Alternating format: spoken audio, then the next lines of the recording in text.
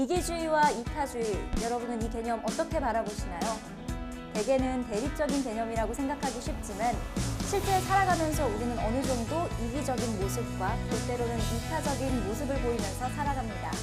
자기 이익을 가장 중시하는 이기주의 시대에 이타주의가 과연 가능한가라는 물음에 어느 정도 긍정에 찬 확신의 대답을 건넬 수 있다면 세상은 한 뼘쯤 더 살만해지지 않을까 싶은데요.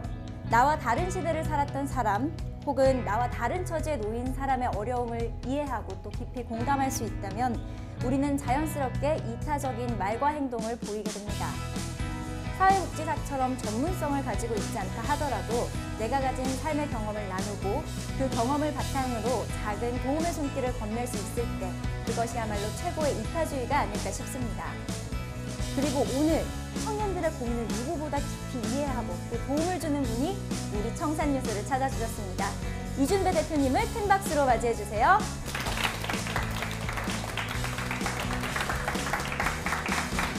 네, 대표님 안녕하세요. 네, 반갑습니다. 이준배입니다. 오늘 어떤 강연 준비하셨나요? 요즘 4차 산업혁명이라는 이야기들을 많이 주변에서 들으시고 계시죠?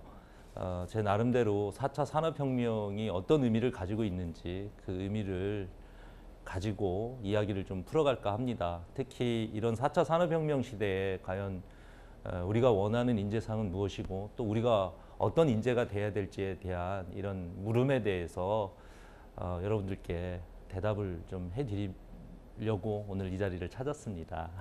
웃음이 너무 인자하세요. 그렇죠? 이 4차 산업혁명 피해갈 수 없는 주제인 것 같은데요. 오늘 강연 잘 부탁드립니다. 네, 알겠습니다. 제가 잘 부탁드릴게요. 네. 생각이 흐릅니다. 청산유수 이준배 대표님의 강연을 큰 박수로 청해보겠습니다.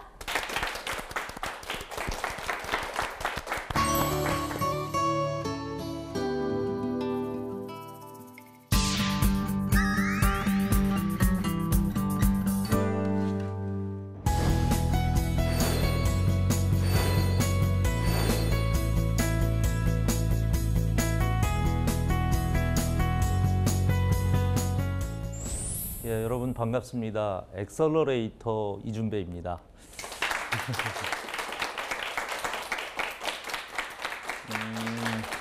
제 이름 앞에 수식어를 붙이는 이 엑셀러레이터에 대해서 혹시 여러분들은 들어보시거나 잘 알고 계신가요? 아마 상당히 생소하실 거예요. 그죠? 자동차 페달을 엑셀러레이터라고 하는데 어디 자동차 관련 일을 하는 사람일까 이렇게 생각도 하실 텐데요. 말 뜻은 같습니다. 우리 엑셀러레이터는 가속을 의미하잖아요. 제가 얘기하는 엑셀러레이터는 벤처 스타트업, 그러니까 기술로 창업을 한 초기 창업 기업들을 발굴을 해서 투자하고 또 보육하고 또 기술을 지원해서 성장을 가속화시켜주는 역할을 하는 그런 기관이나 사람을 엑셀러레이터라고 합니다. 그래서 저는 우리나라의 1호 엑셀러레이터입니다.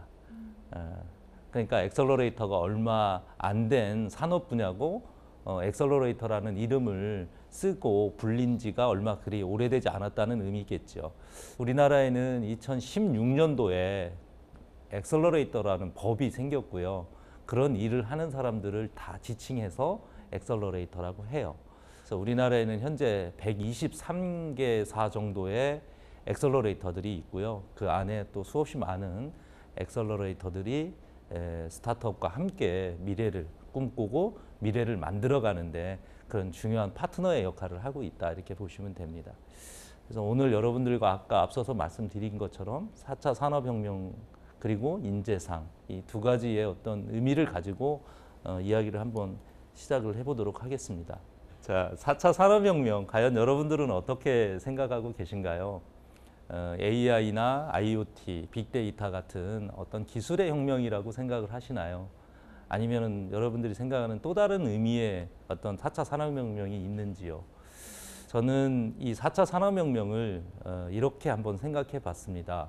경계와 경계가 만나서 새로운 기회를 만드는 것, 이것이 4차 산업혁명의 본질이 아닐까 이렇게 생각하는 요즘이고요.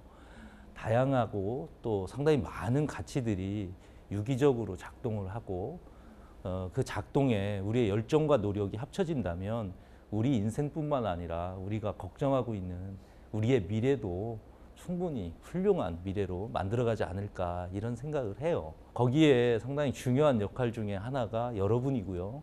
또 그런 역할을 하는 여러분을 귀하게 여겨야 되는 또 다른 주체가 있다면 그것은 바로 우리라고 생각이 듭니다.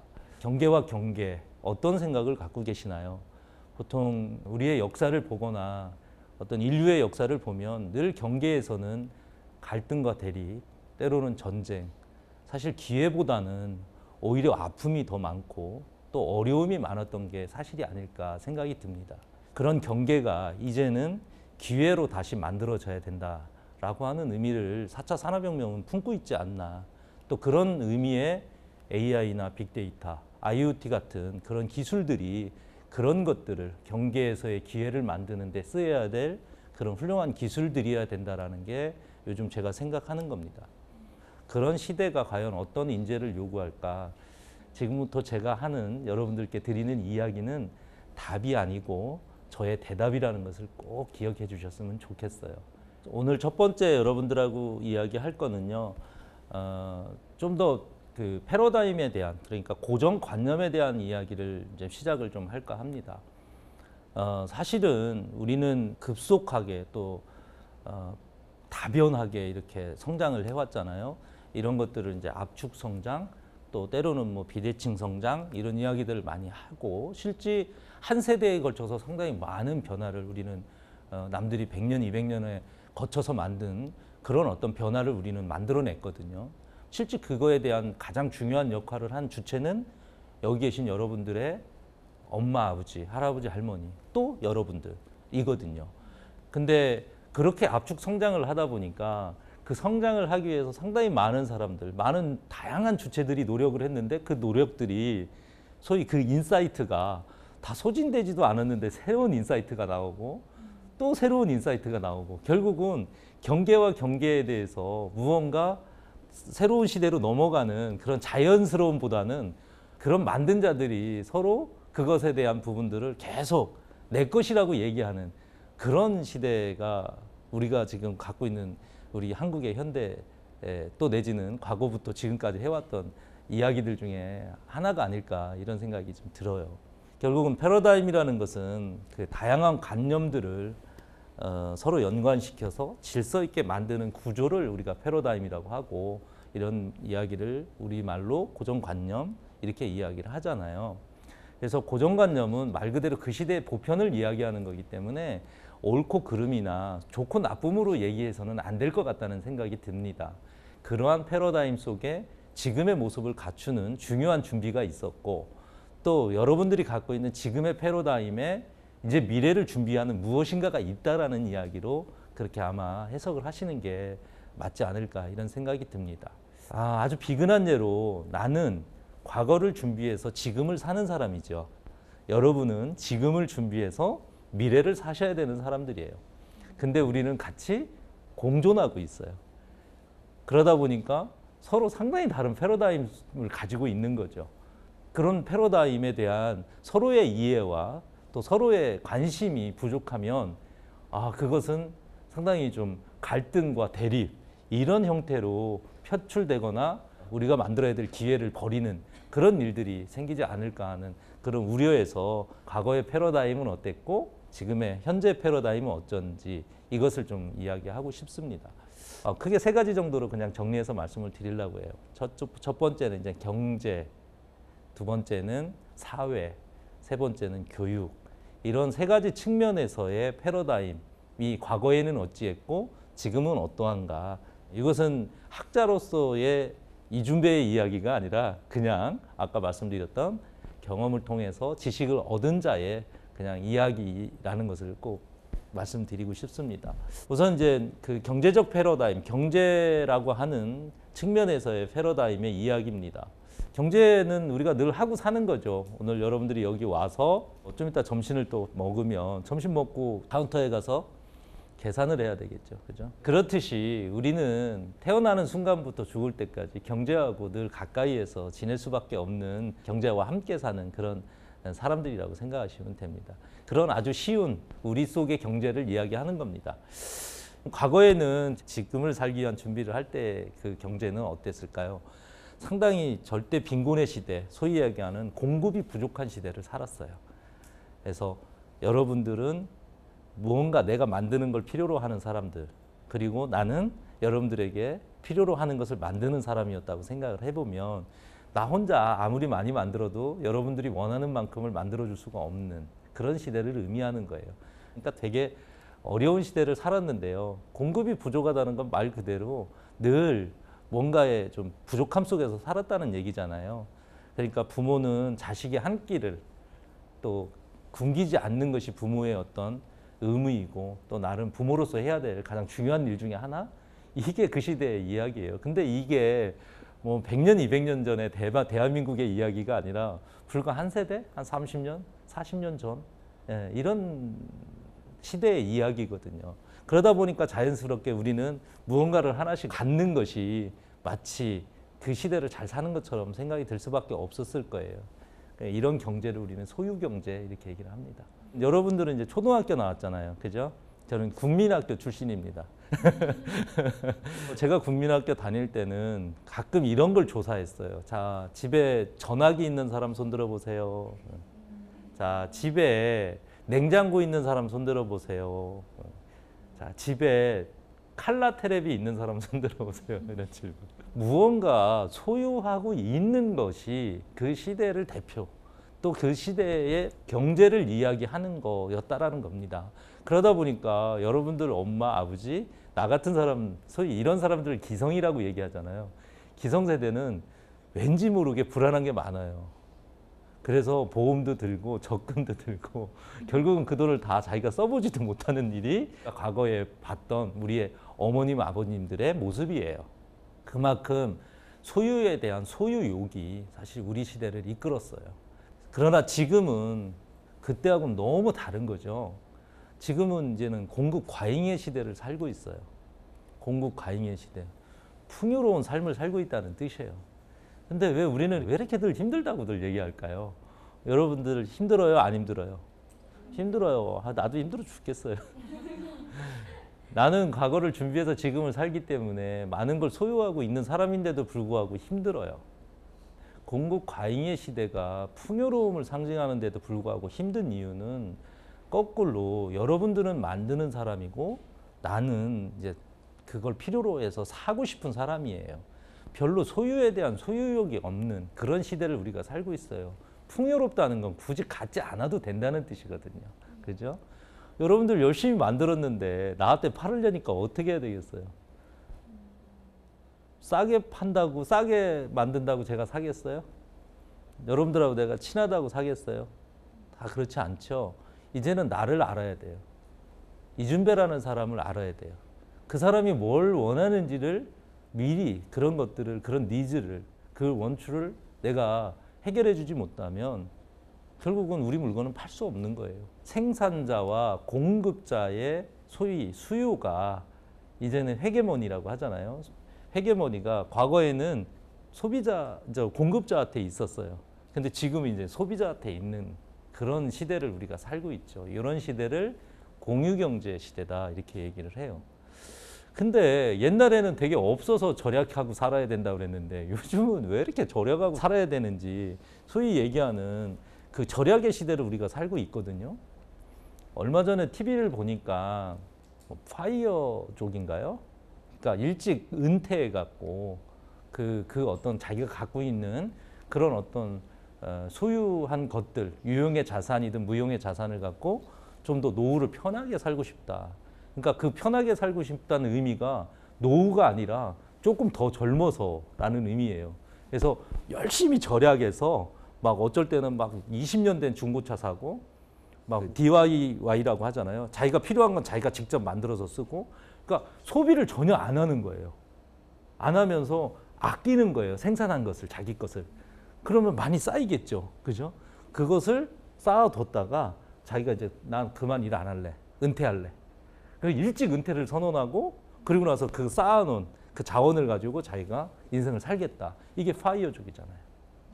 그만큼 공급이 풍부하고 공급이 과잉까지 치달은 이런 어떤 현실에서 오히려 절약이라는 것을 더 여러분들 세대는 더 요구하고 있다는 거예요. 그렇게 또 하겠다라고 한단 말이죠. 그만큼 과거의 패러다임과 지금의 패러다임에 대한 경제적인 측면에서 봐도 상당히 괴리가 크죠. 약간의 변화가 아니라 완전히 무언가 풀체인지되어 돼가는 그런 느낌이 있죠. 그러니까 가끔 엄마들이, 아버지들이 여러분 보면 걱정스러운 거예요. 도대체 커서 뭐 될까? 근데 거꾸로 얘기하면 저도 여러분들 나이 때 주변의 어른들한테 걱정을 많이 끼치는 청년이었고요. 똑같이 쟤 커서 뭐 될까? 너 커서 뭐 될래? 이런 얘기 듣고 사는 사람이에요. 그러나 분명한 것은 이렇게 경제적인 변화에 대해서도 굳이 지금의 것만 이해하기보다는 과거의 어떤 과정을 통해서 지금이 만들어졌는지를 이해하면 여러분들이 지금 어떻게 준비해서 미래의 경제적인 주체가 될 것인지도 생각할 수 있을 거예요. 두 번째는 이제 사회적인 측면인데, 사회적인 측면에서는 가장 사회의 작은 단위가 가정이잖아요. 그죠? 가정을 한번 들여다볼게요. 나는 8남매 중에 막내예요. 우리 아버지는 1924년생이시거든요. 그럼 1924년이면 그때가 어떤 때일까요? 그런 그 역사 속의 이야기, 소위 이제 일제 강점기부터 시작해서 저희 큰형님은 6.25를 겪었던 분이고요. 우리 둘째 형님, 셋째 형님까지 그렇고 이제 뭐 큰 누나, 작은 누나까지는 뭐 일단 산업화 시대를 넘어서 또 바로 위에 형은 민주화 시대를 거쳐서 저는 386 시대를 사는. 그러니까 나는 직간접적으로 상당히 많은 것들을 경험한 사람 중에 하나예요. 그래서 어쩌면은 저의 정체성도 되게 혼란스러운 정체성을 살고 살죠. 왜냐하면 아까 얘기했던 과거의 패러다임이 매우 중요하다라는 가르침을 배우고 살았는데 또 제가 살아야 될 시대의 어떤 준비를 위한 과정에서는 큰 변화의 시대를 살면서 그것은 오히려 옳고 이것은 또 틀리고 뭐 이런 이야기를 많이 듣고 살았거든요. 그러니까 예전에 과거에는 그 혈연형 대가족이라고 그러잖아요. 그러니까 농업사회를 살았으니까 일꾼이 많이 필요하니까 자식을 많이 낳는 거예요. 또 비대칭 성장을 하기 위해서 형을 대학에 보내고 그 형을 가르치기 위해서 다 그런 어떤 노동력을 제공해야 되는 그런 시대였단 말이죠. 그러다 보니까 당연히 혈연 중심으로 모든 것들이 대가족화 될 수밖에 없던 시대를 살았죠. 그러나 지금은 이제 비혈연형 대가족을, 지금도 여전히 대가족이 필요해요. 근데 우리는 아이를 낳지 않고 인구 절벽이다, 고령화다 이런 어떤 사회적인 큰 문제들을 안고 살고 있잖아요. 그러다 보니까 다른 어떤 소위 얘기하는 다른 글로벌에서는 이제는 혈연이 중요하지 않다. 그러니까 이제 비혈연, 어떻게든 뭐 막 입양도 하고, 예? 때로는 뭐 가족과 가족이 또 다른 공동체를 만들기도 하고, 그러니까 우리가 살았던 시대하고는 전혀 다른 그런 어떤 이제 가족의 형태들을 우리가 눈으로 많이 보고 있죠. 행복도 그래요. 과거에는 막 하나씩 내 걸로 만드는 게 행복이었어요. 심지어는 자식도 내 걸로. 그런 시대에 살았잖아요. 근데 지금은 이제 아까 얘기한 빨리 무언가를 생산한 만큼 들쓰겠다. 그리고 그런 축적된 생산을 내 삶을 위해서 좀 더 쓰겠다. 이런 거죠. 그리고 어떤 사회의 가치도 그래요. 사생. 죽자 살자 살았어요. 죽자 살자 살았어요. 과거에는. 근데 지금은 어떻게 살아야 되죠? 함께 살아야 돼요. 어떻게 같이 동반 성장해 나갈 것인지에 대한 이런 이야기들을 사실 지금은 많이 하죠. 뭐 저는 제 스스로 성공한 사람은 아니다, 성공하지 않았다 이렇게 얘기하는데 가끔 주변 사람들이 나를 얘기할 때 자수성가했다 이렇게 얘기를 해요. 근데 사실은 반은 맞고 반은 틀린 얘기인데 자수라는 말은 좀 틀린 말인 것 같고 성가는 맞는 것 같기는 해요. 근데 과거에는 자수성가가 맞았어요. 개천에서 용났다는 이야기를 우리는 자주 들었어요. 또 그런 사람들을 동경하면서 그런 사람이 되기 위해서 많이 노력을 했어요. 옆집 철수가 서울대 가면 서울대가 동경이고 우리 엄마 아버지는 네가 서울대 갔으면 좋겠다라고 하는 엄마 아버지의 꿈과 함께 더불어서 그렇죠. 주변에 희소성이 있고 가치가 있는 무언가에 상당히 많이 끌리고 그걸 꿈으로 생각하고 사는 그런 시대를 나는 살았다고. 근데 지금은 이제는 그런 시대가 안 돼요. 지금은 자수성가할 수 있는 그런 시대가 아니죠. 다수성가, 함께 어떻게 같이 손을 잡고 집을 질 것인가 이것에 대한 고민을 해야죠. 서로가 가진 가치를 나누면서 사는 시대이기 때문에 이제는 다수성가의 시대를 여러분들이 살고 있다라는 그런 어떤 사회적인 그 변화도 여러분들이 익히 이제는 알고 계셔야 될 것 같아요. 마지막으로 이제 교육인데요. 교육은 뭐 제가 교육에 대해서 깊이 있게 이야기하는 건 좀 조심스럽기는 하지만 그냥 대표적인 이야기 몇 가지만 할게요. 과거에는 그 소위 우리가 얘기하는 인재상을 스펙 중심, 소위 얘기하는 스펙을 기준으로 해서 많이 했어요. 그때는 우리나라가 문맹도 많았기 때문에 글을 읽는 것 자체가 되게 아주 희소성이 있었던 일이고요. 1983년도인가요? 제 기억으로는. 그 이전에는 10명 중에 한 3명 정도가 대학을 가고 나머지는 대학을 가지 못했어요. 소위 정원이 수요와 공급의 미스매칭이 있었던 거죠. 그만큼 대학의 수가 얼마 안 됐으니까 당연히 공부를 잘해야 됐고 공부를 잘하는 사람이 대학에 가는 게 그냥 규정사실이었어요. 오히려 공부는 잘하는데 돈이 없어서 대학을 못 가는 사람도 많았어요. 특별하게 대학만 가도 내가 나름대로 내 인생을 살 수 있는 그런 어떤 기회를 찾고 또 경쟁력을 갖출 수 있는 시대가 있었거든요. 그런 시대를 우리는 소위 유행 스펙, 그러니까 뭐 다양한 거 필요 없어요. 좋은 거 하나만 따라가고 거기에 최선을 다해가고 거기서 1등만 하는 되는 그런, 그래서 모든 진로도 어떻게 보면 서열로 다 됐어요. 1등에서 70등. 여러분 초등학교 때는 한 30명 됐죠, 한 반에. 나는 한 70명 됐어요, 국민학교는. 국민학교와 초등학교 차이는 그 차이예요. 어쨌든 모든 것들이 그런 서열로 상당히 많이 나눠지던 시대에 살았어요. 그런 시대를 우리는 후진국, 초기 사회 이렇게 얘기를 하는데 후진국이라고 얘기하면 좀 기분 상하잖아요. 그러니까 이제 보통 후진국을 뭐라고 불러요? 그래요. 개발도상국이라고 하죠. 근데 왜 뭐 나라가 어떻게 후진을 하겠어요? 또 뭐 선진하면 선진하는 거는 뭐 앞으로 가는 걸 의미하는 건데 사실 무슨 나라가 선진하고 나라가 뒤로 가고 하는 건 아닐 거예요. 누구냐? 그 나라를 구성하고 있는 국민들이 앞으로 갈 수 있느냐 없느냐의 문제일 거예요. 정신이, 혼이, 가치관이, 철학이 이런 걸 거거든요.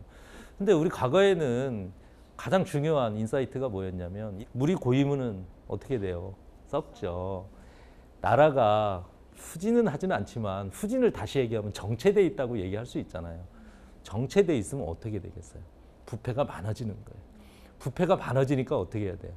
법을 만들어야 돼요. 부패하지 않게 하려고. 그 법을 만들려니까 누가 법을 만들어요? 정치가 만드는 거죠. 그래서 보통 개발도상국들은 정치와 법이라고 하는 이런 학문과 그런 어떤 인사이트가 그 시대를 끌고 간다 생각하시면 돼요.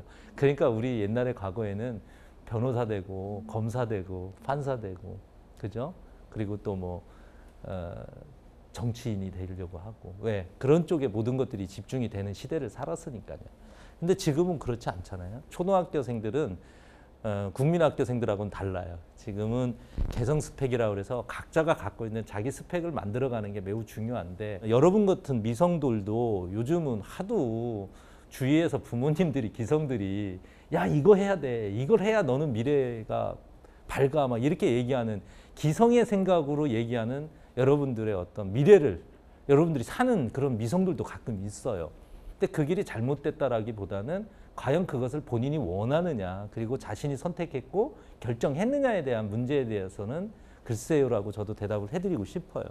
어쨌든 지금은 개성 스펙 그리고 모든 진로의 기준도 서열이 아닌 각자 갖고 있는 재능, 달란트가 이제 매우 중요한 그런 기준이 되고 있잖아요.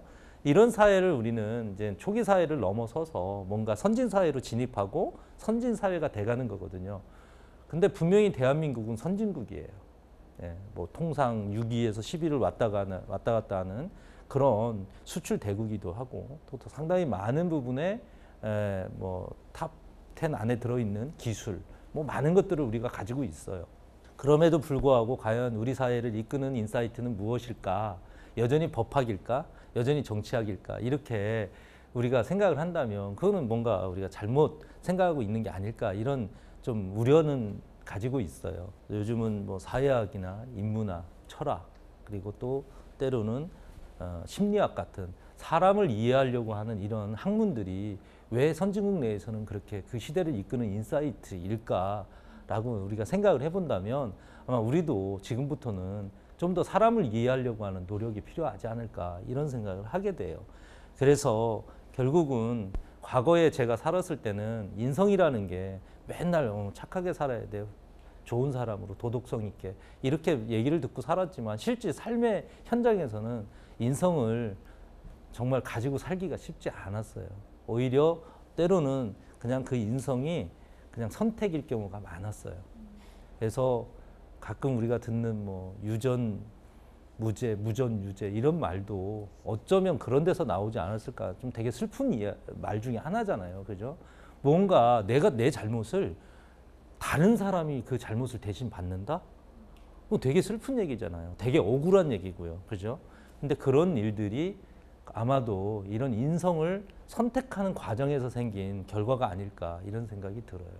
근데 요즘 아까 말씀드렸던 공유경제 시대를 살면서 그리고 상당히 많은 다양한 또 많은 이런 사람들과 어울려 사는 이 시대에 과연 필요한 것은 결국은 인성 이것인데 이것이 과거처럼 선택이 아니라 이제는 필수다라는 것을 우리는 다시 한번 이 생각을 해야 되는 그런 시대다. 결국 이런 것들의 배경이 과거에 3차 산업혁명 시대를 살았던 우리와 또 지금 4차 산업혁명 시대를 사는 여러분과의 어떤 보이지 않는 그런 갭이었는데 이런 갭들을 이제 오늘부터는 좀 더 서로의 어떤 그런 노력들, 서로의 어떤 그 시대를 살았던 그 처절한 노력들과 열정들을 이해한다면 여러분들이 원하는 미래를 살 수 있는 그런 기회가 되지 않을까 이런 생각이 듭니다.